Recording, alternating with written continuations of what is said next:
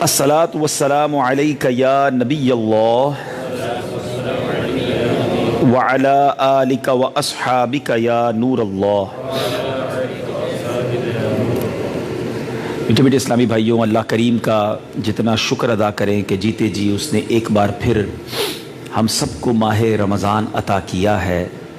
اور ماہ رمضان کتنا اہم، کتنا پیارا، کتنا متبرک مہینہ ہے، ایک ہی حدیث اس کو سمجھنے کے لیے کافی ہے۔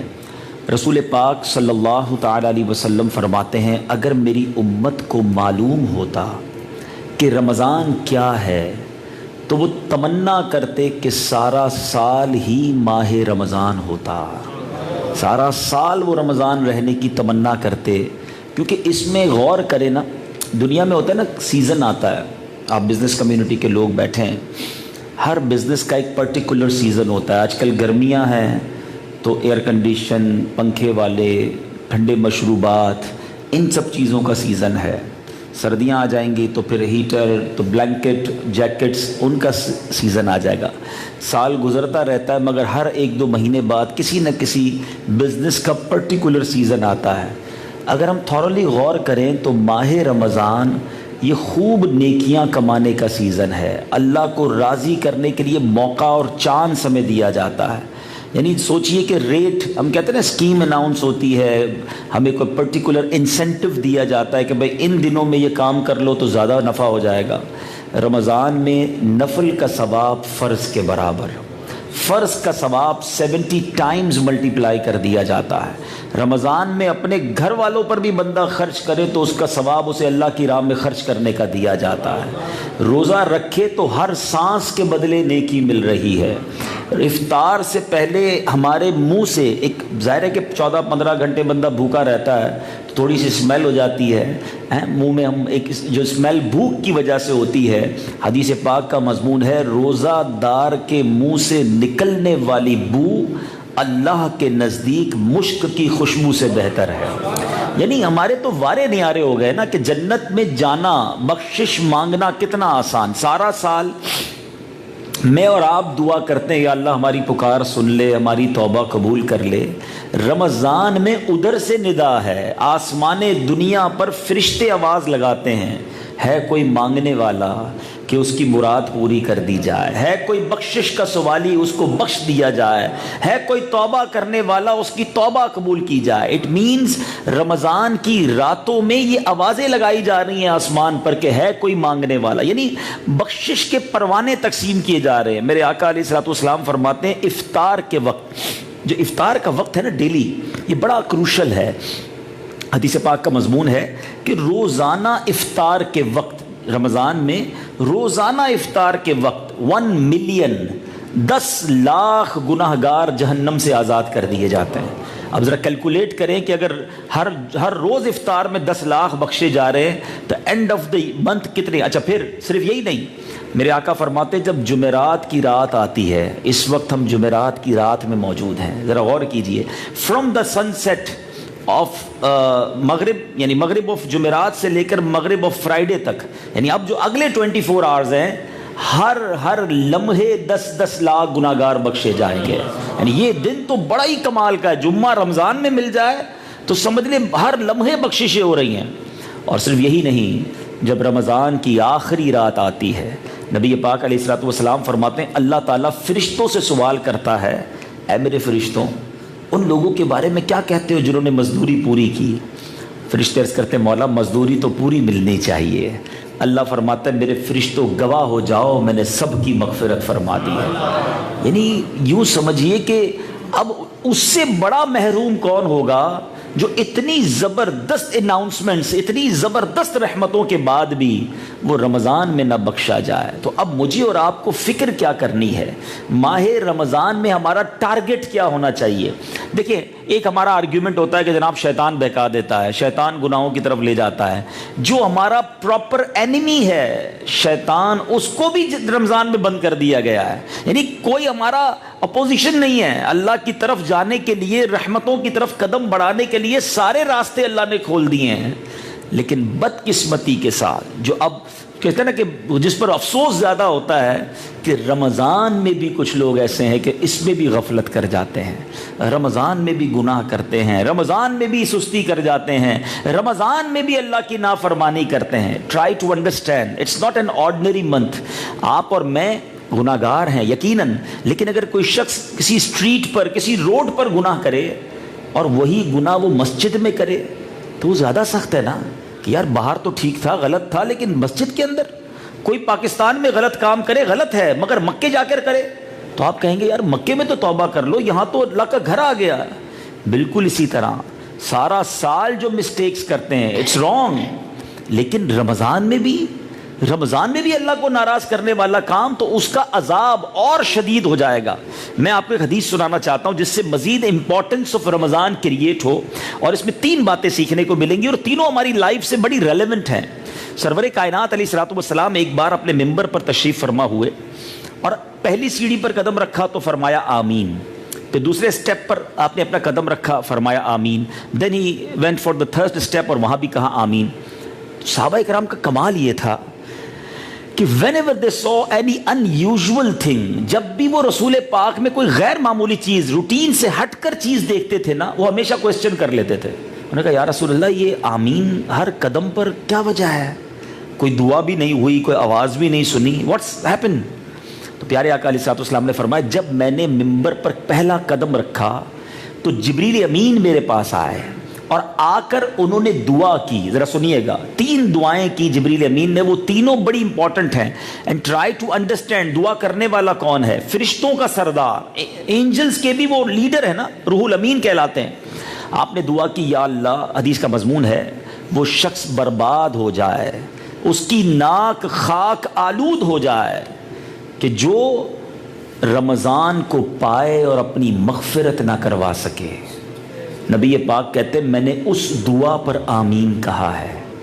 ذرا سوچئے، یعنی جس دعا کو میں ڈسکس کرنے جا رہا ہوں نا، اس میں قبولیت میں کوئی شک و شبہ نہیں ہے، کیونکہ دعا کرنے والے فرشتوں کے سردار اور آمین کہنے والے جناب رحمت للعالمین نبیوں کے سردار، تو یہ دعا تو قبول ہی ہونی ہے نا۔ آقا نے فرمایا آمین۔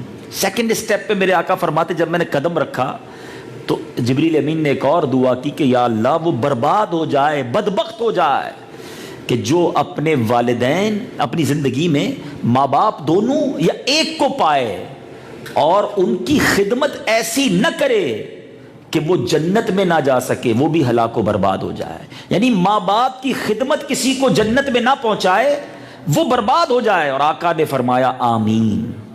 جب پیارے آقا نے تیسری سیڑھی پر قدم رکھا، تیسرے ممبر کے زینے پر قدم رکھا، تو جبریل امین نے دعا کی کہ یا اللہ وہ شخص برباد ہو جائے کہ جو پیارے آقا صلی اللہ تعالی علیہ وسلم کا نام نامی سنے اور آپ پر درود نہ بھیجے۔ نبی پاک نے فرمایا آمین۔ اگر آج اس بیان کے یہ 3 میسج ہی آپ لے جائیں نا تو ہمارا یہاں بیٹھنا وصول ہو جائے گا۔ First of all try to understand the importance of Ramadan. Ramadan is not a food festival.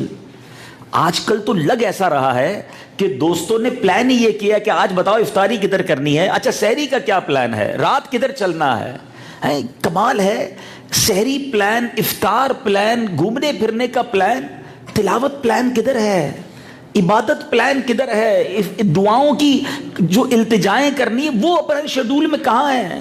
صرف بھوکا پیاسا رہنے کا نام رمضان نہیں ہے۔ سرور کائنات علیہ الصلوۃ والسلام کے امتی ہیں نا، ہمارے آقا رمضان کیسے گزارتے تھے سب سے پہلے تو وہ دیکھنا ہوگا نا، اور روٹین شیڈیول وہی زیادہ اچھا بتا سکتا ہے جو فیملی ممبر ہو۔ بی بی عائشہ صدیقہ رضی اللہ تعالی عنہا سے پوچھئے کہ بتائیں آقا کا رمضان کیسا تھا۔ وہ فرماتی جب رمضان آتا نبی پاک بستر چھوڑ دیتے تھے، آپ بستر پر نہیں آتے تھے، پورا رمضان عبادت پر کمر بستہ۔ ایک جملہ سنیے گا، بی بی عائشہ فرماتی ہے نبی پاک کے چہرے کا رنگ چینج ہو جاتا تھا۔ متغیر لفظ کا مطلب یہ ہے کہ خوف خدا، رقت قلبی اتنا طاری ہوتا تھا کہ آقا کے چہرے انور کا رنگ تبدیل ہو جاتا تھا، کیونکہ بس وہ دعائیں کرتے رہتے، رات رات بھر سجدے عبادتیں۔ جبریل امین حاضر ہوتے تھے اور نبی پاک جبریل امین کے ساتھ قرآن کا دور فرماتے۔ مجھے بتائیے کیا نبی پاک کا کوئی گناہ تھا معاذ اللہ؟ وہ تو بخشے بخشائے ہیں نا، ان کو اتنی عبادتوں کی کیا ضرورت ہے؟ مگر یہ میری اور آپ کی تعلیم ہے کہ امت کو پتہ چل جائے کہ رمضان کیا ہے، اس میں خوب روئیں، گڑ گڑائیں، دعائیں کریں۔ آج ہم ایک عشرہ تو گزار چکے، آج ہم دوسرے عشرے میں داخل ہو گئے نا، 10 days completed۔ 6 مہینے 4 مہینے پہلے سے غور کر رہے تھے، سن رہے تھے رمضان آنے والا ہے، ماہ رمضان 33% چلا گیا، عشرہ رحمت جدا ہو گیا۔ مگر سچ پوچھئے اپنے آپ سے، میں بھی پوچھوں اور آپ بھی پوچھیں، ہم نے کیسے گزارا عشرہ رحمت؟ کیا ویسے روزے رکھے جیسے روزے رکھنے کا حق تھا؟ ہماری راتیں اس طرح سجدوں، تلاوت اور دعاؤں میں گزری جیسا گزارنے کا حق تھا؟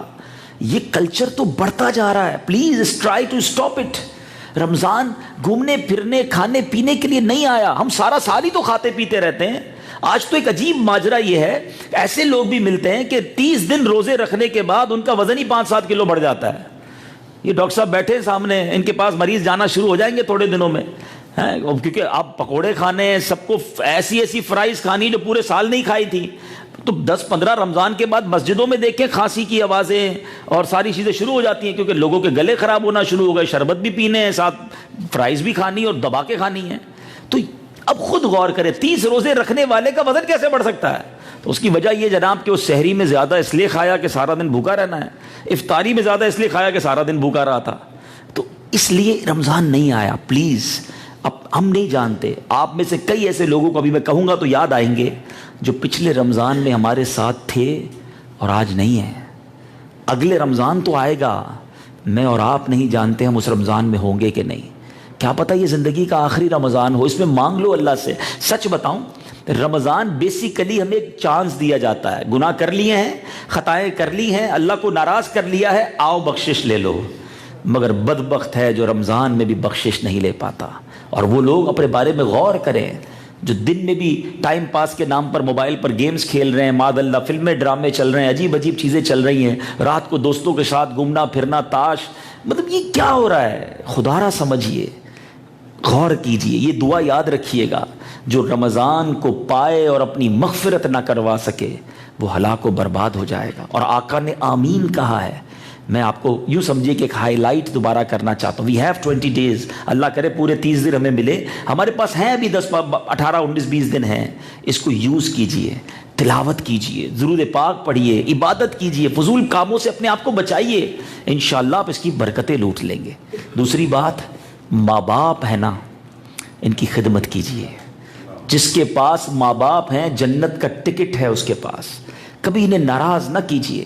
حدیث پاک کا مضمون ہے، جس کے ماں باپ راضی اس سے اس کا رب راضی ہے، جس کے ماں باپ ناراض اس سے اس کا رب ناراض۔ اپنے ماں باپ کو ناراض کر کے ہم نہ دنیا میں کامیاب ہو سکتے ہیں نہ آخرت میں کامیاب ہو سکتے ہیں۔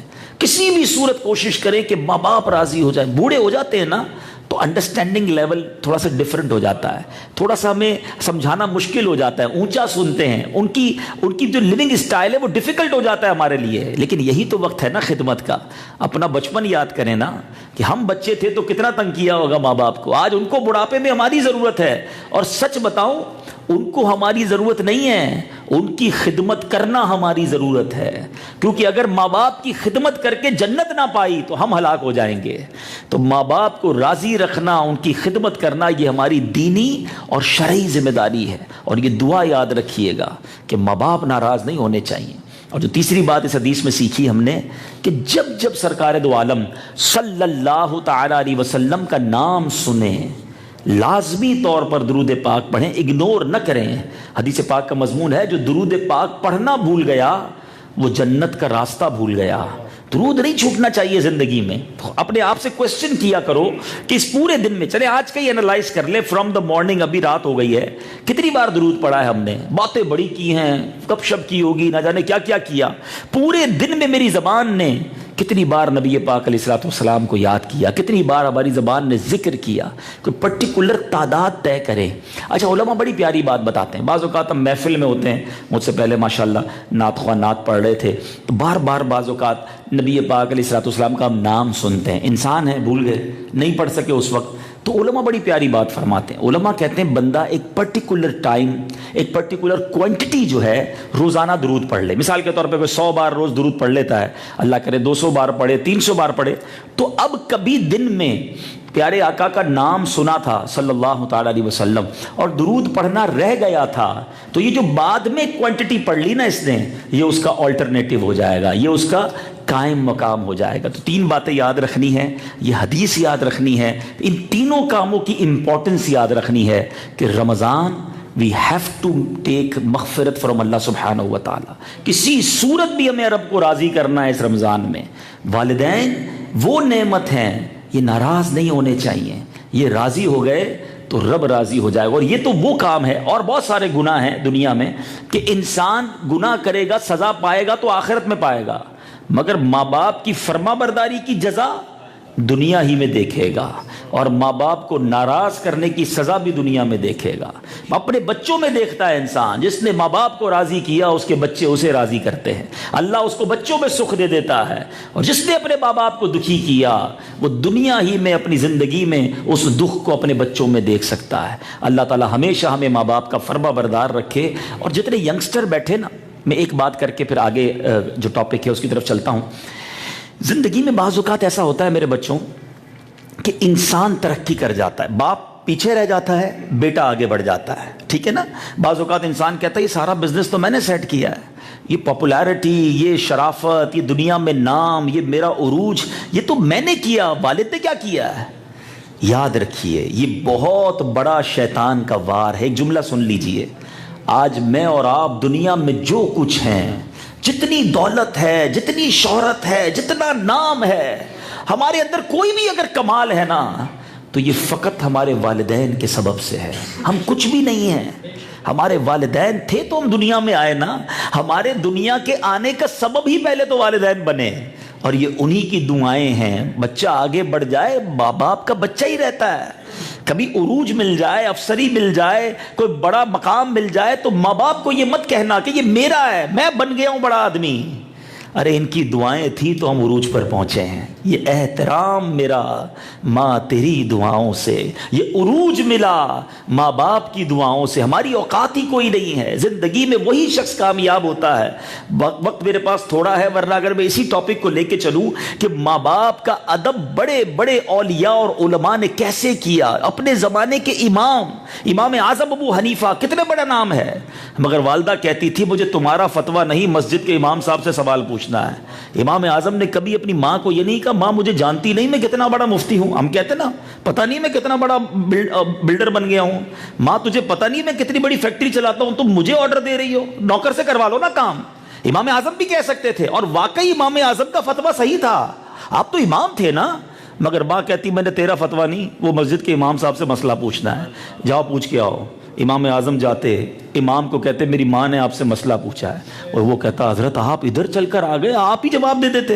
कहा नहीं, माँ कहती मुझे इत्मीनान तुम्हारे जवाब से होगा। कहा अच्छा इमाम साहब आप ही लिख दें, मैं उस पर स्टैम्प लगा देता हूँ। इमाम आज़म खुद ही जवाब लिखते थे, मगर मस्जिद के इमाम से तस्दीक करा के माँ को कहते माँ ये जवाब लाया। माँ कहती मेरा बेटा ठीक है। एक दिन माँ ने कहा मैंने खुद जाना है। माँ तुम कहाँ जाओगी? नहीं मैंने खुद जाके पूछूंगी, जाके इमाम से खुद पूछूंगी। इमाम आज़म ने माँ को घोड़े पर सवार किया, अपने हाथ से उस घोड़े की रिकाब थामी और बगदाद की गलियों में जा रहे हैं। कूफा की गलियों में लोगों ने देखा कि वक्त का इमाम अपनी माँ की सवारी थामे जा किधर रहा है? एक मस्जिद के इमाम के पास। बाहर जाके खड़े हो गए, माँ अंदर गई, सवाल पूछा, जवाब लिया, वापस आई, कहती अब मैं सेटिस्फाई हूँ। माँ को लेकर आए, कोई तो उफ हो, कोई तो कलाम हो कि माँ कमाल करती हो। आज का नौजवान कहता है माँ बूढ़ी हो गई हो, तुम्हें नहीं पता जमाना कितना आगे निकल गया है। बार बार तंग ना किया करो, अब्बू जी आप ऑकवर्ड बातें करते हैं, अब हम यंग हो गए हैं, सारा बिजनेस मैं टेक केयर कर रहा हूं, मुझे पता है दुनिया में क्या होता है, अब इंटरनेट का दौर है और आप अपने जमाने की जब देखो बातें सुनाते हैं। नहीं मेरे मीठे इस्लामी भाइयों, अगर दुनिया में उरूज पाना है, दुनिया में तरक्की करनी है, अपने माँ बाप की खिदमत करना। और याद रखो जिसके पास माँ बाप है ना, बहुत बड़ी नेमत है। पूछो उनसे जिनके माँ बाप चले गए, जिनकी माँ चली गई, जिनके वालिद चले गए। वो हदीस आका फरमाते हैं कि जो बच्चा अपने माँ बाप को मोहब्बत की निगाह से देखे, खिदमत को छोड़ दो, खिदमत तो बात की चीज है, फकत मोहब्बत से अपने माँ बाप को देखे, अल्लाह उसे मकबूल हज का सवाब अता फरमाता है। साहबी रसूल ने कहा, हुजूर कोई 100 बार देख ले। आका फरमाते अल्लाह अकबर व अत्यब, अल्लाह बहुत बड़ा और पाक है। कोई 100 बार भी माँ बाप को मोहब्बत से देखे, अल्लाह 100 हज का सवाब अता फरमाए। सिर्फ मोहब्बत से देखने पर हज का सवाब है, जो खिदमत करेगा उसका क्या आलम होगा। ये वो हस्ती हैं दुनिया से चले गए, इनकी करम नवाजी, इनकी रहमतें ख़त्म नहीं हुई। हदीस पाक का मजमून है, जो बच्चा अपने माँ बाप की कब्र की जियारत को जाता है, अल्लाह उसे भी हज का सवाब अता फरमाता। बार बार माँ बाप की कब्र पे जो जाने वाला होगा, जब ये दुनिया से जाएगा तो फरिश्ते इसकी कब्र की जियारत को आएंगे। ये वो हस्तियाँ हैं। तो खुदारा अपने माँ बाप की खिदमत कीजिए, दुआएं लीजिए। मुझे मेरी बहनें भी पर्दे में सुन रही हैं, ये बहुत बड़ी अल्लाह की नेमत है जिनके पास वालिदैन मौजूद हैं। तो ये एक ही हदीस में कितने सारे मैसेजेस हैं। मेरे आका का एक और अंदाज माह रमज़ान में क्या था, नबी पाक खूब कुरान पढ़ते, कुरान पाक की कसरत से तिलावत करते। मैं क्वेश्चन करता हूँ अपने आप से भी और आप सब से, 10 रोज़े गुजर गए, कितना कुरान पढ़ा है, कितना कुरान अंडरस्टैंड करने की कोशिश की है। Ramzan specially, it is the month of नुज़ूल Quran. Quran कहता है शहरु रमज़ान उन्ज़िला फ़ीहिल कुरान। ये याद रहे कि कुरान में किसी और महीने का जिक्र नहीं है, फ़कत रमज़ान का जिक्र है। और कुरान कहता है कि ये वो महीना है जिसमें कुरान नाजिल हुआ। अब बताइए, नुज़ूल कुरान के महीने में हमने क्या कुरान की अंडरस्टैंडिंग हासिल करने की कोशिश की। ऐसा नहीं हम बहुत बिजी हैं, आजकल शाम को सब फारिग हो जाते हैं, किसके पास रात को बिजनेस है, किसके पास रात को कोई काम है। अगर मैं रमज़ान की रातों को कुरान के लिए मखसूस कर देता कि यार और कोई काम नहीं करूंगा, कुरान समझने की कोशिश करूंगा, मैं आपको कुछ हिंट्स दूंगा कि आप बहुत शॉर्ट टाइम में कुरान को एक समराइज कैसे कर सकते हैं। कुरान में अप्रोक्सीमेटली 100 वाक़यात हैं, 100 स्टोरीज, किस्से हैं कुरान में, और अमेजिंग वंडरफुल। आप पढ़ेंगे तो ईमान ताज़ा हो जाएगा। प्रॉब्लम यही है, हम बैठे तो हमारे पास दुनिया भर की मालूमात है, अमेरिका में क्या हो रहा है, यूरोप के हालात क्या हैं, कौन सी करेंसी का रेट क्या है, आजकल बिजनेस कौन सा ऊपर जा रहा है, सारी डिस्कस हमसे करवा लो। पूछो भाई कुरान में क्या लिखा है, अल्लाह के नबियों की हिस्ट्री क्या है, उससे हम दूर होते जा रहे हैं। और यकीन करें, जितनी बार आप कुरान को अंडरस्टैंड करेंगे, कुरान से दिल में नूर दाखिल होता है। अल्लाह के हबीब फरमाते हैं वो दिल वीरान है, हदीस सुनना, वो दिल वीरान है जिसमें कुछ कुरान नहीं है। अपने बारे में चेक कर लो, मेरे दिल में कितना कुरान है। खुश नसीब है कि जिनके सीनों में कुरान है, वो कुरान की आमाजगाह, उनका सीना कुरान की आमाजगाह है।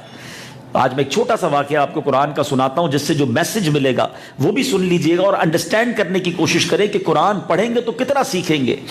One of the historic event of the history of earth, इस कायनात का एक बड़ा ही हिस्टोरिक इवेंट था, एक ऐसा वाक़या जो कुरान में मौजूद है। और ये वाक़या है, कुरान में ये वाक़या मौजूद है, सबसे पहला जो मर्डर हुआ इस ज़मीन पर, सबसे पहला जो कत्ल हुआ वो किसका हुआ और वो क्यों हुआ, what is the reason behind this. ये कुरान में वाक़या मौजूद है। माजरा ये था कि हज़रत आदम अलैहिस्सलाम और बीबी हव्वा की जब शादी हुई, ये तो पहला जोड़ा था ना, अब नस्ल इंसानी को इन्हीं के ज़रिए चलना था। लेकिन जनरेशन बढ़ती कैसे, क्या खूबसूरत इंतज़ाम अल्लाह ने किया कि हर प्रेगनेंसी में, हर हमल में हज़रत हव्वा के यहाँ एक बेटा और एक बेटी पैदा होती थी, अगली प्रेगनेंसी में दूसरा बेटा बेटी पैदा होती। तो जो एक बेटा और बेटी पैदा होते थे वंस एक साथ, वो दोनों बहन भाई कंसिडर किए जाते थे। अगली प्रेगनेंसी में जो बेटा बेटी पैदा होते, वो क्रॉस मैच के जरिए आपस में शादी कर सकते थे, क्योंकि अगर ये अलाउ ना होता तो नस्ल आगे कैसे बढ़ती, इंसान दुनिया में कैसे बढ़ते। तो यही सिस्टम चल रहा था। अब क्या हुआ, हजरत आदम का एक बेटा है हाबील, एक बेटा काबील। हाबील के साथ जो लड़की पैदा हुई उसका नाम था लीवजा, और काबील के साथ जो लड़की पैदा हुई उसका नाम था इकलीमा। काबील का कहना यह था कि मुझे इकलीमा से शादी करनी है, वो ज़्यादा खूबसूरत थी। हज़रत आदम अलैहिस्सलाम ने कहा कि बेटा वो तुम्हारी बहन है, وہ تمہارے ساتھ ہی پیدا ہوئی ہے, تمہاری اس سے اللہ کے حکم کے مطابق شادی نہیں ہو سکتی. وہ کہتا نہیں مجھے اسی سے کرنی ہے. بڑا ضد کیا, بڑا انسسٹ کیا. تو حضرت آدم علیہ السلام نے قابیل اور حابیل سے یہ کہا کہ تم ایسا کرو کہ اپنی اپنی قربانی اللہ کی بارگاہ میں پیش کرو. اللہ تبارک و تعالیٰ جس کی قربانی قبول کر لے گا اس کا مطلب اس کی بات ایکسیپٹ ہو جائے گی. اچھا, اس زمانے میں قربانی یا صدقہ دینے کا فارمولہ یہ تھا کہ بندے اپنی قربانی رکھتے تھے اللہ کی بارگاہ میں, آسمان سے آگ آ کر اس کو لے جاتی یا جلا دیتی, تو اس کا مطلب وہ قربانی قبول ہو گئی ہے. تو اب کیا کیا, قابیل نے چند گیہوں کے دانے رکھے, گیہوں رکھا. حابیل نے بکرا, ایک چھوٹی بکری کا بچہ وغیرہ رکھا. آسمان سے آگ آئی اور حابیل کی قربانی لے گئی. اٹ مینس حابیل کا جو کانسیپٹ تھا وہی ٹھیک تھا, قابیل واز رانگ.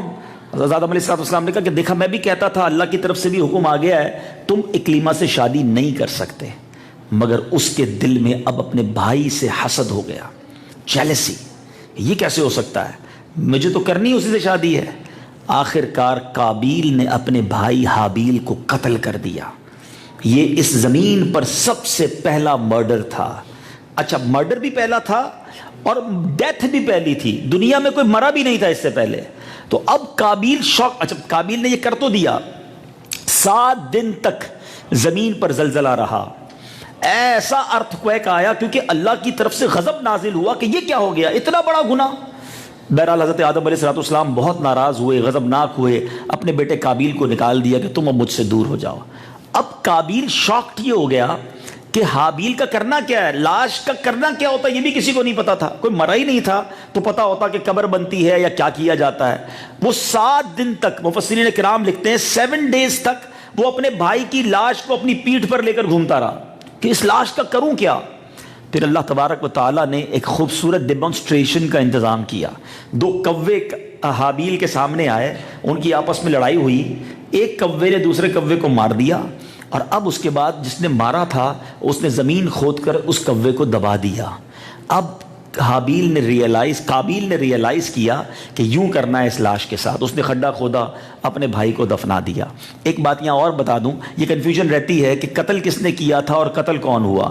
تو بڑا آسان طریقہ ہے یاد کرنے کا, قاف سے قابیل ہے اور قاف سے ہی قاتل ہے. قاتل جو تھا وہ قابیل تھا, حابیل کو مرڈر کیا گیا. اچھا, اب حدیث پاک سنیے. نبی پاک علیہ السلام فرماتے ہیں, جس کا مضمون ہے کہ دنیا میں جب تک قتل ہوں گے, نہ کبھی بھی دنیا میں ناحق قتل کیا جائے گا تو اس میں قابیل کو بھی گناہ ملے گا. بیکاز ہی انوینٹڈ مرڈر, یہ اس نے ایجاد کیا, سب سے پہلا اس نے یہ گناہ کیا, گویا یہ راستہ کھولا. علماء اس حدیث کے تحت لکھتے ہیں کہ اس سے بڑی اہم بات سمجھیے گا کہ جب بھی کوئی شخص گناہ سکھاتا ہے کسی کو, گناہ کے راستے بتاتا ہے. یہ بہت سارے نوجوان بیٹھے ہیں نا, ایک تو بندہ گناہ کرے غلط ہے مگر اسی کو شیئر بھی کر رہے ہوتے ہیں, میں نے یہ کام کر لیا اب ذرا آپ بھی کر لیں, یہ فلم دیکھ کر آیا ہوں ذرا اب آپ بھی دیکھ لیں. گناہ جاریہ, دوسروں کو بھی راستے دکھا رہا ہے. اس حدیث سے یہ سیکھنے کو ملا کہ جو گناہ کرتا ہے اور دوسروں کو سکھاتا ہے, تو جتنے لوگ گناہ کرتے رہیں گے سب کو یہ جب اس بندے کو اس کا گناہ ملے گا. اور بالکل اسی طرح اگر کوئی نیکی کا کام شروع کر دے, کوئی ایسا کام اللہ کروا لے جس کے ذریعے اور لوگ نیکیاں کرتے چلے جائیں, تو انشاءاللہ جتنے نیکیاں کریں گے اتنا ثواب اس شخص کو جس نے یہ شروع کیا تھا اس کو ملے گا. اب اس وقت یہ میرا بیان سوشل میڈیا پہ لائیو جا رہا ہے, جو ویورز دیکھ رہے ہیں اگر اس کو شیئر کر رہے ہیں تو انشاءاللہ جتنے لوگ دیکھیں گے اللہ کی رحمت سے وہ ثواب آپ کو ملے گا. لیکن وہ چیزیں جو غلط ہیں وہ بھی شیئر کیے جا رہے ہو. کیا میں بتاؤں, بہت ساری ایگزامپلز ہیں کہ بندہ کچھ تو میں ایسا دیکھتا ہوں کہ ایسے گناہ جس میں آپ کو کوئی انجوائے بھی نہیں ہو رہا اور دوسرے کر رہے ہیں, گناہ آپ کو مل رہا ہے. اپنے موبائل میں گانوں کی ٹیون رکھتے ہیں, بھائی مجھے کال کرو پہلے گانا سنو. خالی مجھے ویسے ہی گناہ تھوڑے نہیں ہیں اور لوگوں کے گناہ بھی سر پہ لینے ہیں. عجیب پکچرز لگا دیں گے, بھائی سارے لوگ دیکھو یہ میری گاڑی کے پیچھے لگی ہوئی ہے, سارے دیکھ کر گناہ کرو, میرے اکاؤنٹ میں بھی گناہ ڈال دو. اللہ کے بندوں ایسے کام کرو جو پہلے ہی اپنے گناہ تھوڑے نہیں ہیں, دوسروں کے گناہ بھی اپنے سر لینے ہیں. تو ایک بات تو یہ سیکھنے کو ملی. اب اس واقعے سے یہ ہو گیا قرآن کا واقعہ, مختصر میں نے سنایا, بڑا ڈیٹیل میں ہے مگر میں چونکہ وقت تھوڑا ہے تو کمپائل کرتا ہوں اپنے بیان کو. تو اس واقعے سے لیسن کیا ملا؟ حسد, جیلسی, یہ اتنا برا عمل ہے جو بھائی کو بھائی کے قتل پر بھی ابھار سکتا ہے. بلکہ اگر غور کریں نا تو کائنات میں سب سے پہلے اللہ کی جو نافرمانیاں ہوئی نا وہ یہی دو گناہ ہوئے, تکبر, پراؤڈ, اور جیلسی, حسد. شیطان نے کیوں سجدہ نہیں کیا تھا حضرت آدم کو؟ یہ پہلا گناہ تھا نا, پہلی نافرمانی تھی کہ میں کیوں سجدہ کروں؟ یا اللہ تو نے اسے مٹی سے بنایا, مجھے آگ سے بنایا, I'm superior that him, میں تو اس سے زیادہ افضل ہوں. اپنے آپ کو افضل سمجھنا, اپنے آپ کو سپیریئر سمجھنا, دوسرے کو کمتر سمجھنا, یہی تو تکبر ہے نا. شیطان نے پہلا گناہ جو کیا, پہلی جو خطا کی وہ تکبر تھا, اور سیکنڈلی حسد تھا کہ اس کو سجدہ مجھے کیوں نہیں. اور یہی کام قابیل اور حابیل کے درمیان بھی ہوا. قرآن کے اس واقعے سے مجھے اور آپ کو کیا سیکھنا ہے کہ حسد کے قریب نہ جائیں, یہ گناہ کبیرہ ہے. حدیث پاک میں ذرا سنیے گا, اللہ کے حبیب صلی اللہ تعالیٰ علیہ وسلم فرماتے ہیں, میرے آقا فرماتے ہیں جس کا مضمون ہے حسد نیکیوں کو اس طرح کھا جاتا ہے جس طرح آگ لکڑیوں کو کھا جاتی ہے. آگ لگائیں اور تھوڑی دیر بعد کیا ہوتا ہے, لکڑیاں ختم نا, سارا دن نیکیاں کرو بڑی مشکل سے, اور حسد کر کے وہ نیکیوں کو آگ لگا دیتے ہیں ہم. ایک اور جگہ میرے آقا فرماتے ہیں حسد ایمان کو اس طرح برباد کرتا ہے جس طرح سرکہ شہد کو برباد کر دیتا ہے. شہد کے اندر سرکہ ڈال دیں, ختم ہو جائے گا سرکہ, بیکار ہو جائے گا. یہ ایمان برباد کرنے والی بیماری ہے. مگر آج بدقسمتی سے بھائی کو بھائی سے حسد ہو گیا ہے, بہن کو بہن سے حسد ہو جاتا ہے, دوستوں کو دوستوں سے حسد ہو جاتا ہے. آج مجھے اور آپ کو دیکھنا ہے, ڈاکٹر صاحب بیٹھے ہیں اور میرا کافی زیادہ تعلق بھی رہتا ہے ان سے, اللہ ان کے ہاتھ میں اور شفا عطا فرمائے. ان سے پوچھیں, دنیا میں ہم سب بیٹھے ہیں, ہم سب لوگوں میں کانشیسنس ہے کہ یار ہارٹ ڈیزیز نہیں ہونی چاہیے. کولیسٹرول لیول چیک کروائیں گے, بلڈ پریشر چیک کروائیں گے, شوگر چیک کروائیں گے, ڈاکٹر صاحب سے کنسرن کرتے رہیں گے. ذرا سا درد ہوا تو گھبراہٹ شروع ہو جائے گی, یار کہیں ہارٹ میں پرابلم تو نہیں, بھاگو بھائی ایمرجنسی میں. ٹھیک ہے, اپنی زندگی اپنی صحت کا خیال رکھنا چاہیے, مگر میں کوشچن کرنا چاہتا ہوں, اگر کسی کے ہارٹ کی پرابلم بڑھ جائے گی تو اینڈ آف دا ڈے کیا ہوگا مجھے بتائیے؟ دنیا سے چلا جائے گا نا انسان. حالانکہ بیماری کے حدیث میں فضائل ہیں کہ جو بندہ بیمار ہو اللہ کی رضا پر راضی رہے, اللہ اس کے گناہوں کو معاف کر دیتا ہے. لیکن میں جس بیماری کی طرف توجہ دلا رہا ہوں, یہ اگر دل میں ہے نا تو یہ انسان کے دنیا سے جانے کا سبب نہیں بنے گی, ایمان کی بربادی کا سبب بن جائے گی. تکبر, ریاکاری, عجب, خود پسندی, حسد, یہ دل میں بسا کے بیٹھے ہم لوگ, اور کوئی ٹینشن ہی نہیں ہے, کسی سے چیک ہی نہیں کراتے. اس کی کوئی لیبورٹری بھی نہیں ہے کہ جائیں بھائی ذرا بلڈ دیکھ چیک کریں, حسد کتنا ہے, تکبر کتنا ہے, ریاکاری کتنی ہے. تو یہ لیبورٹری آپ کو علماء کے پاس ملے گی. اب میں آپ کو صرف چھوٹا سا ایک ٹیسٹ, ڈاکٹر صاحب کہیں گے ڈاکٹری تم نے شروع کر دی ہے, چلے میں اب آپ کو ایک چھوٹا سا ٹیسٹ بتاتا ہوں کہ حسد جو ہے, اگر ہم میں سے کسی, میری بہنیں بھی سن رہی ہیں ذرا توجہ سے سنیے گا. اب صرف میرا بیان 7-8 منٹ رہ گیا, لیکن میں چاہتا ہوں آپ توجہ دیجیے. حسد جو ہے وہ کس طرح ہمارے اندر ہے کہ نہیں, اب ایک چیک کر لیتے ہیں. ٹھیک ہے, اللہ کرے نہ ہو, میری دعا ہے کہ ہم میں سے کسی کے دل میں حسد نہ ہو, لیکن اگر ہے تو اگنور نہ کریں. کیسے چیک ہوگا؟ ایک پہلا پوائنٹ یاد رکھیں, حسد اسی سے ہو سکتا ہے جس کو میں اور آپ جانتے ہیں. مجھے کسی برازیل میں رہنے والے سے حسد نہیں ہو سکتا, ماسکو میں رہنے والے کسی بزنس مین سے مجھے حسد نہیں ہو سکتا, میں جانتا ہی نہیں اس کو. حسد اسی سے ہوگا جس کو آپ اور میں جانتے ہیں. پہلا پوائنٹ. اب کون کون ہو سکتے ہیں وہ؟ آپ کے رشتہ دار ہو سکتے ہیں, آپ کے دوست ہو سکتے ہیں, آپ کے بزنس کولیگ ہو سکتے ہیں, آپ کے پڑوسی ہو سکتے ہیں. ٹھیک ہے, چیک کیجئے. اب میرا پہلا ٹیسٹ سب کے لیے, کوئی ایسا ہے زندگی میں, آپ کی لائف میں, اب ذرا غور کیجئے, فیملی میں بھی غور کیجئے, دوستوں میں بھی کیجئے, قریب کے بزنس مین میں کیجئے, کہ جب بھی اس کو ترقی ملتی ہے آپ کو ٹینشن شروع ہو جاتی ہے. نیا گھر لے لیا, نئی فیکٹری لے لی, نئی گاڑی لے لی, اور نام ہو گیا, شہرت مل گئی.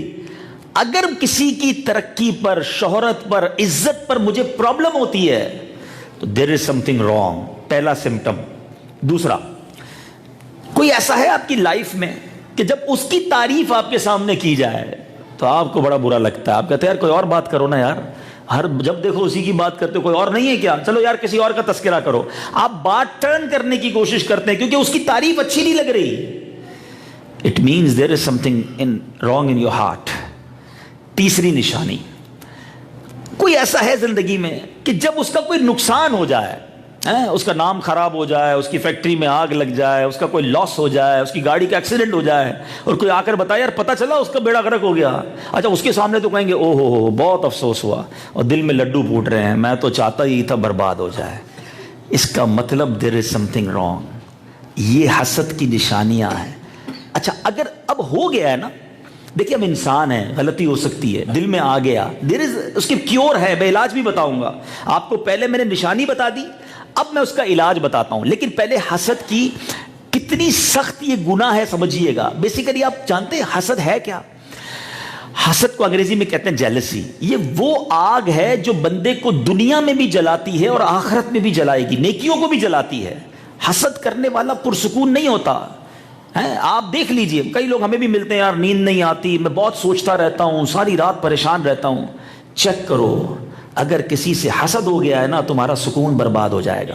کیونکہ تمہیں اس کی ترقی اچھی نہیں لگتی, تم اس کے بارے میں سوچتے رہتے ہو, یار اتنا آگے بڑھ گیا, کل میرے ساتھ کاروبار شروع کیا, اتنی ترقی, ہمارے محلے کا بچہ, اس کو ساری دنیا جاننے لگ گئی, یہ کیسے مشہور ہو گیا. صرف پیسے سے حسد نہیں ہوتا, خوبصورتی سے حسد ہو جاتا ہے, آواز سے حسد ہو جاتا ہے, مذہبی لوگوں میں بھی حسد ہو جاتا ہے. ہاں ہم بھی تو انسان ہیں نا, فرشتے نہیں ہیں. او یار اس کی بیان اتنا مشہور ہو گیا, اس کی نعت اتنی مشہور ہو گئی. یہ شیطان جب نبیوں کے بیٹوں میں حسد ڈال سکتا ہے تو میری اور آپ کی تو اوقات ہی کوئی نہیں نا. یہ نہ سمجھو کہ صرف پیسوں والوں میں حسد ہوگا, ہاں غریبوں میں بھی حسد ہو جاتا ہے. دو بہنیں, ایک بہن بڑی سخی ہے سسرال میں, دوسری بہن پریشان ہے, اس کو حسد ہو جائے گا. ایک بہن کے یہاں یا ایک بھائی کے یہاں بیٹے پیدا ہو رہے ہیں, دوسرے بھائی کے یہاں بچیاں پیدا ہو رہی ہیں, اس کو شیطان حسد ڈال دے گا.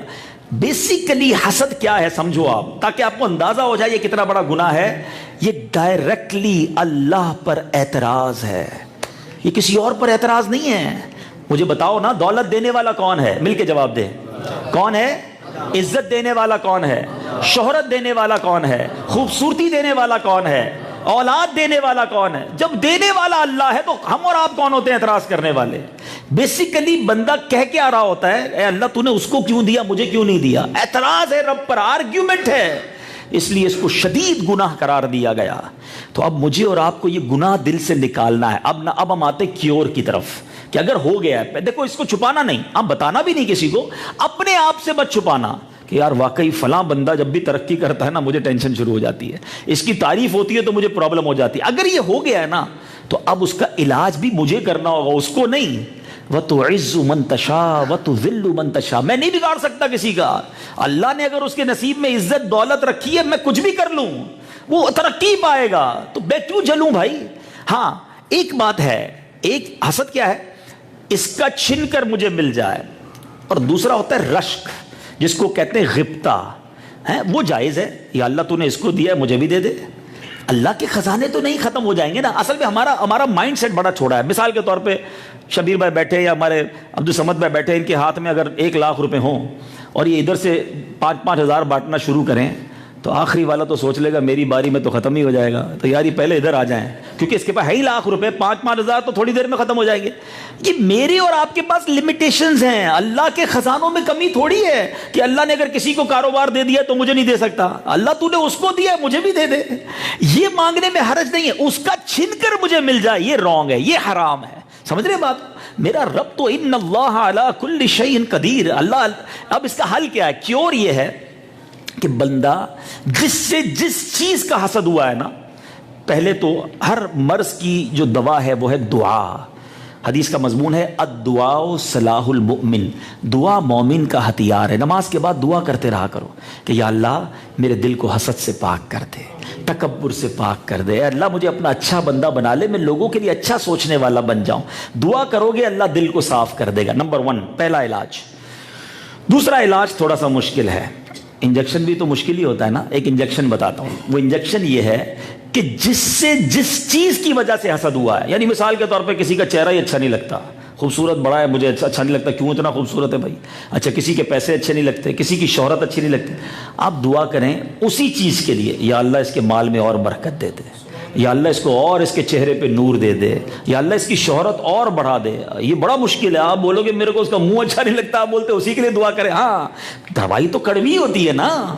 ہوگا کیا اینڈ آف دا ڈے, کیا ہوگا جب کچھ دنوں تک تو ڈیفیکلٹی ہوگی, مگر اس کے بعد دل سے حسد دور ہو جائے گا. اب کوئی آ کر کہے گا نا یار اس نے ایک اور فیکٹری ڈال لی ہے, تو آپ کہیں گے میں بھی تو روز دعا کرتا ہوں, ڈلنی تھی نا بھائی, میں بھی تو مال میں اس کی برکت کی دعا کر رہا تھا. حسد دور ہو جائے گا, میں صاف ہو جاؤں گا, پرسکون نیند سو گے. یاد رکھنا جب دل میں حسد نہیں ہوگا نا, آپ کے دل میں بدگمانی نہیں ہوگی، کیونکہ ہم اور آپ حسد سے کرتے ہیں کیسے بچ سکتے ہیں؟ ہم انجوائے کرنا شروع کریں، ہمیں دوسروں کی خوشیوں میں خوشی ہونا شروع. اچھا ماشاءاللہ نیا کاروبار، نئی فیکٹری، نیا گھر، اللہ اور برکت دے. ادھر تو پرابلم ہی ہمیں کوئی اپنے گھر میں بلائے، اس کے گھر میں جا کے بریانی بھی کھا کر آئیں گے، کہیں گے بہت سارا بنایا ماشاءاللہ، کیا زبردست گھر بنایا. باہر نکل کے کہیں گے 2 نمبر کے پیسے سے بنایا.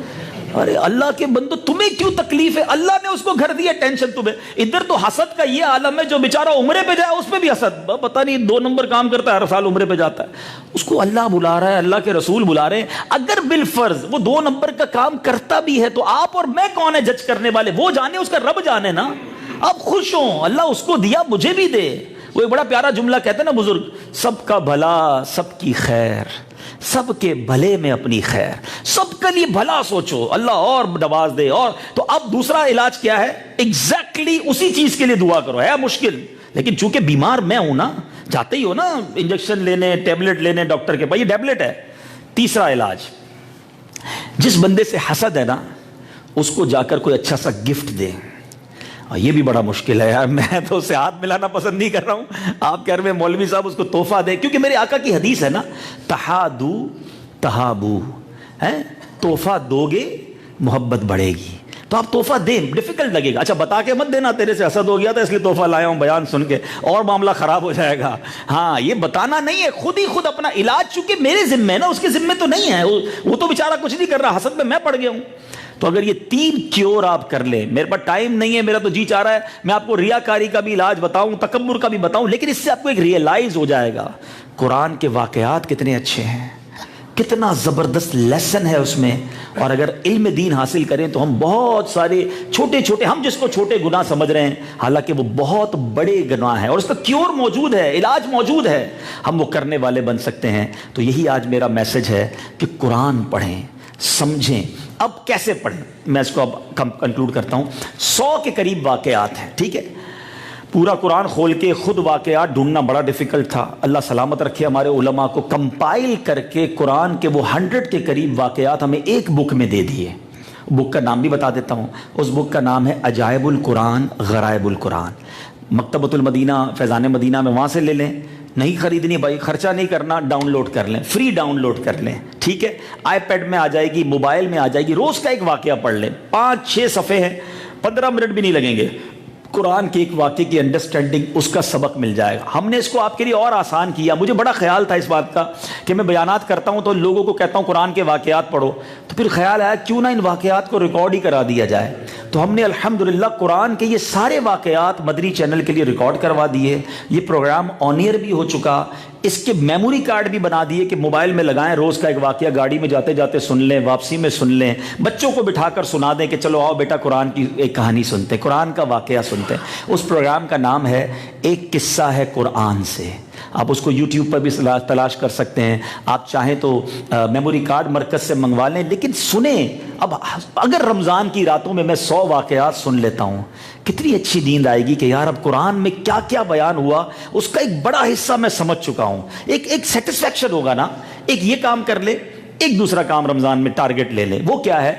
قرآن کی ویسے تو 6666 اپروکسیمیٹلی بتایا جاتا ہے آیتیں ہیں، ٹھیک ہے، سمجھنی ساری چاہیے. مگر آؤٹ آف دوز مور دین 6000 آیات، اللہ تبارک و تعالیٰ نے اپروکسیمیٹلی 88 جگہ پر 88 ٹائمز ڈائریکٹلی مجھ سے اور آپ سے کیا بات کی ہے؟ یا ایھا الذین آمنو کہہ کر، اے ایمان والو کہہ کر ڈائریکٹلی مجھ سے اور آپ سے بات کی ہے. تو برائے کرم وہ 88 آیتوں کو پڑھ لیں کہ کیا کہا ہے مجھے میرے رب نے. پورے قرآن پڑھنا ہے، لیکن کم از کم اللہ نے ڈائریکٹلی جو مجھے آرڈر دیا ہے میں نے وہ بھی نہیں پڑھا. تو کیا قیامت کے دن یہ جواب چلے گا کہ یا اللہ بہت بیزی تھا، بزنس میں بڑا ٹائٹ ہوتا تھا، مجھے قرآن پڑھنے کا ٹائم ہی نہیں ملا. اس کے لیے بھی ہم نے کیا کیا، ایک بک الگ سے بنا دی جس کا نام ہی اے ایمان والو ہے. چھوٹی سی بک ہے، 88 آیات ہیں، 2 صفحے میں ایک آیت پوری ہو جاتی ہے. آیت، اس کا ترجمہ، اس کی شرح، اس کی جو بھی تفسیر قرآن ہے، اس کو بھی ہم نے ویڈیو ریکارڈ کروا دیا ہے. اور اس پروگرام کا نام ہے اللہ کا پیغام مومنوں کے نام.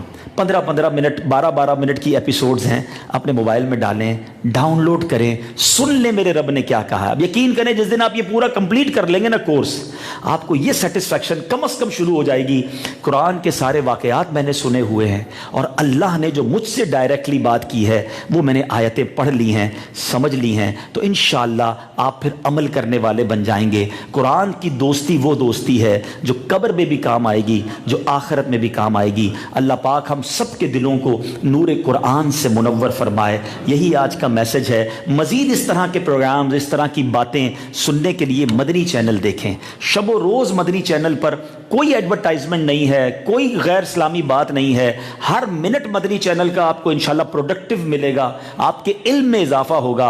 और आजकल तो माशाल्लाह जो रमज़ान जो नशरियात जारी है, इफ्तार के वक्त जो रिक्कत अंगेज़ दुआएं हैं, सहरी के जो प्रोग्राम्स हैं, जब जब मौका मिले अपनी फैमिली के साथ आप मदनी चैनल देखें। Each and every member of your family will learn इंशाल्लाह। उनको सीखने को मिलेगा कि दीन पर अमल और इतना मुश्किल नहीं है। आपने देखा होगा आज मैंने जो बयान किया बहुत सहल करके एक आपको सब ऐसी बातें बताई कि बड़ा स्टेप बाय स्टेप इसको अमल कर ले तो बहुत सारी चीज़ों पर अमल करना आसान हो जाएगा। मगर आखिर में फिर इसी बात को कहूँगा, अब जो 18-20 दिन रह गए हैं, प्लीज़ उसको ज़ाया ना करें।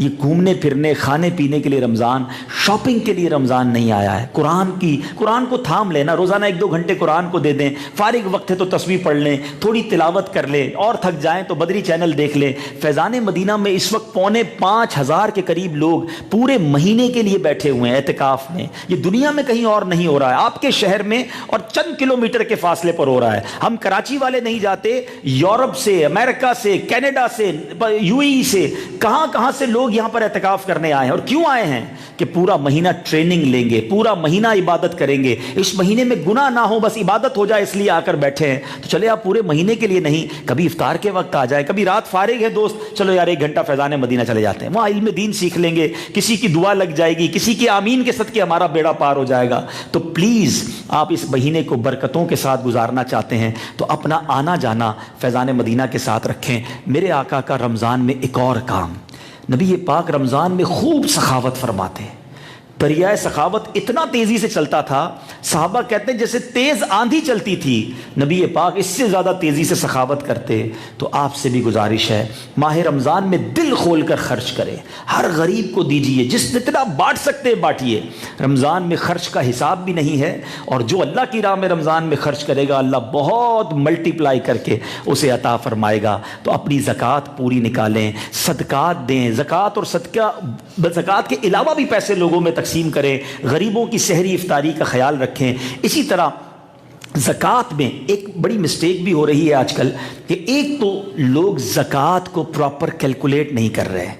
सारी दुनिया में सफ़र के बाद मैं इस नतीजे पर पहुंचा हूं कि अल्लाह ने बहुत नवाजा है, मगर लोग बैठ कर ज़कात का हिसाब प्रॉपर नहीं बनाते, लमसम ज़कात दे देते हैं। लेकिन मैं पूछना चाहता हूं कि जब आपको टैक्स रिटर्न पे करना होता है, आपको किसी इनकम टैक्स का रिटर्न पे करना होता है, आप किसी अच्छे कंसल्टेंट से रब्ता करते हैं, एडवोकेट से मशवरा करते हैं, खुद नहीं बनाते। खुद ही बना लिया करो ना अपना टैक्स। नहीं भाई गलती हो गई तो वो ज़्यादा एक्सपर्ट है। तो ज़कात में आपकी फैमिली में कौन एक्सपर्ट है जो आपने खुद ही बना ली? ज़कात इस्लाम के 5 पिलर में से एक अहम तरीन फ़र्ज़ है। तो किसी आलिम से रुजू कर लेना, किसी मुफ्ती के पास 10 मिनट बैठ जाएं कि हुजूर ये मेरी वेल्थ है, ये मेरा अंदाज है, आप मुझे बताएं मुझ पर कितनी ज़कात फ़र्ज़ है। Point number 1। सेकंड प्रॉब्लम ये कि ज़कात चले निकाल भी ली, 2.5% हिसाब भी बना लिया, अब ज़कात प्रॉपर जगह पर गई कि नहीं उसके लिए कोई तैयारी नहीं है, उठा के दे दिया किसी को भी। अब बाद में पता चलता है कि वो ज़कात सही अदा नहीं हुई। तो ज़कात के लिए सबसे अहम एक बात याद रख लें कि किसी भी शरई फ़कीर, आज के दौर में 52 तोला चांदी तकरीबन 43-44,000 बन रहा है, अब रेट हो सकता है बढ़ गया हो, लेकिन एक एवरेज स्लेब मालूम करना पड़ेगा। तो इससे नीचे अगर कोई शख्स है तो उसको आप ज़कात दे सकते हैं, जिसके पास इतनी अमाउंट का कैश, सोना चांदी या कुछ एक्स्ट्रा चीज़ें पड़ी है, माले तिजारत है, उसको ज़कात देंगे तो अदा नहीं होगी। लेकिन लोग कहते हैं बस यार मैंने फ़लाँ को ये दे दिया, फ़लाँ को ये दे दिया, अब कौन अल्लाह माफ़ करने वाला है।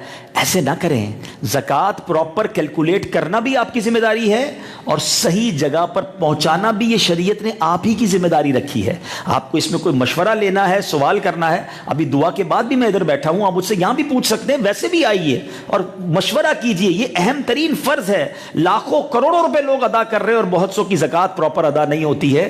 तो अपनी ज़कात के बारे में मुझे और आपको कॉन्शियस होना چاہیے۔ تو ایک اور آخری عرض یہ ہے کہ اپنی زکوٰۃ سب سے پہلے اپنے غریب مستحق رشتہ داروں کو دیجیے۔ حق ہے آپ کا، آپ کے رشتہ داروں کا، کہ آپ اپنے رشتہ داروں کو زکوٰۃ دیں اگر وہ مستحق ہیں، اور اس کے بعد اپنے غریب مسلمان پڑوسی ہیں، ملازمین ہیں، مستحق ہیں، انہیں دیجیے۔ اور اس کے بعد آخر میں عرض کروں گا کہ عاشقان رسول کی مدنی تحریک جو ساری دنیا میں دین کی خدمت کر رہی ہے، آج دعوت اسلامی اتنے بڑے اسکیل پہ کام کر رہی ہے کہ ہمارے 2800 سے زیادہ مدرسے ہو چکے ہیں، 600 سے زیادہ دارالعلوم بن چکے ہیں، آل ٹوگیدر 1,80,000 سے زیادہ بچے بغیر کسی فیس کے قرآن پڑھ رہے ہیں اور عالم دین بن رہے ہیں۔ ابھی قرآن کی بات ہو رہی تھی نا، دعوت اسلامی کے مدرسوں سے 84,000 سے زیادہ حافظ قرآن بن چکے ہیں، 2.25 لاکھ سے زیادہ بچوں نے ناظرہ قرآن پڑھ لیا ہے۔ ہم روزانہ 20,000 لوگوں کو کھانا کھلا رہے ہیں، 600 سے زیادہ سال کی مسجدیں بنا رہے ہیں۔ اللہ کی رحمت سے ہمارے مدرسہ آن لائن میں 10,000 سے زیادہ اسٹوڈنٹ آن لائن علم دین اور قرآن پاک 70 سے زیادہ کنٹریز میں الحمدللہ قرآن پاک اور آن لائن علم دین حاصل کر رہے ہیں۔ ہم 3 زبانوں میں چینل چلا رہے ہیں، اردو، انگلش اور بنگلہ زبان میں۔ آپ ریئلائز کریں کہ یہ کتنا بڑا نیٹ ورک ہے، اور الحمدللہ اس پورے نیٹ ورک کو رن کرنے کے لیے ہمارے 26,000 امپلائیز ہیں، 26,000 لوگوں کو ہم تنخواہ دیتے ہیں۔ اگر ایوریج تنخواہ ہم 20,000 روپے بھی پکڑ لیتے ہیں تو کبھی کیلکولیٹر بیٹھ کر حساب کیجئے گا، 26,000 کو 20,000 سے ملٹیپلائی کریں تو 52 کروڑ روپے مہینے کی کم و بیش تنخواہ بنتی ہے۔ دوسرے لفظوں میں ہمارا روز کی تنخواہ تقریباً 1.5-2 کروڑ روپے کی ہے۔ اس میں بچوں کا 20,000 بچوں کا روزانہ کھانا شامل نہیں ہے، اس میں مسجدوں کی پلاٹ اور تعمیرات شامل نہیں ہے، اس میں 3 زبانوں میں چلنے والے مدنی چینل کی سیٹلائٹ فیس شامل نہیں ہے۔ تو ذرا غور کیجئے کہ صرف تنخواہ کا خرچ اتنا ہے تو ٹوٹل دعوت اسلامی کا خرچ کتنا ہوگا۔ تو آخر میں گزارش یہی ہے کہ اپنی زکوٰۃ میں، اپنے فطرے میں، اپنے عطیات میں اپنی دعوت اسلامی کو دل کھول کر اس بار سپورٹ کیجئے۔ اور فطرہ مجھے اندازہ ہے میرا وقت پورا ہو گیا ہے، میں 1 منٹ اور لے لیتا ہوں۔ میں چاہتا ہوں ایک اور نیکی کی بات آپ سے کر لوں۔ آج ہم جتنے لوگ ہیں، اللہ نے مجھے اور آپ کو بہت نوازا ہے، ہم کروڑوں سے اچھی لائف گزار رہے ہیں، کپڑے اچھے پہنتے ہیں، گاڑیاں اچھی ہیں، رہائش اچھی ہے، کھانا اچھا کھاتے ہیں۔ فطرہ کون سا دیتے ہیں؟ جو سب سے لوور کیٹیگری کا ہے۔ ہمیں شاید یہی پتا ہے کہ ایک ہی فطرہ ہے 100 روپے کا، مفتی منیب الرحمان صاحب نے جو اعلان کرنا ہے ہم نے جا کے 10 بندوں کی پرچی کٹوا لینی ہے۔ اللہ کے بندوں، کیا کپڑا لیتے وقت یہ پوچھتے ہو کہ سب سے سستا والا کون سا ہے؟ ہم کہتے ہیں بہترین کوالٹی بتاؤ۔ تو فطرے میں 4 کوالٹیز ہیں۔ میرے آقا نے گندم، جو، کھجور اور کشمش کا فطرہ بتایا۔ تو اللہ نے جب مجھے اور آپ کو بہترین لائف دی ہے تو اللہ کی راہ میں بھی اچھا خرچ کریں۔ کشمش کا فطرہ دیں، کھجور کا فطرہ دیں۔ کھجور افطار میں 20 روپے کلو والی نہیں چاہیے، ہم کو اجوا چاہیے، بیسٹ والی۔ تو فطرے میں بھی تو اچھی کھجور والا فطرہ دیں نا۔ تو اس بار جب فطرہ دیں انشاءاللہ معلوم کریں کہ بیسٹ فطرہ کون سا ہے اور اپنے فطرہ ادا کریں، چاہے کسی کو بھی دیں، دعوت اسلامی کو بھی دے سکتے ہیں، لیکن اللہ کی راہ میں جب خرچ کرنے کی باری آئے تو دل کھول کر خرچ کریں۔ اللہ تعالیٰ آپ کو دنیا اور آخرت کی برکتیں عطا فرمائے۔ احمدانی فیملی کو میں شکریہ ادا کروں گا، آج انہوں نے ہمیں یہاں بلایا، اپنا میسج دینے کا موقع دیا۔ اللہ اس گھر پر اپنی رحمتوں کا نزول فرمائے۔ ختم قرآن ہوا ہے، یاد رہے جہاں ختم قرآن ہوتا ہے وہاں خاص اللہ کی رحمتوں کا نزول اور یہ دعاؤں کی قبولیت کا وقت ہے۔ اللہ تعالیٰ ہم سب پر اپنی رحمتوں کی بارش برسائے۔ صلو علی الحبیب صلی اللہ تعالی علی محمد صلی اللہ علیہ وسلم۔ اب حافظ صاحب پڑھیں گے، حافظ صاحب تشریف لائیں۔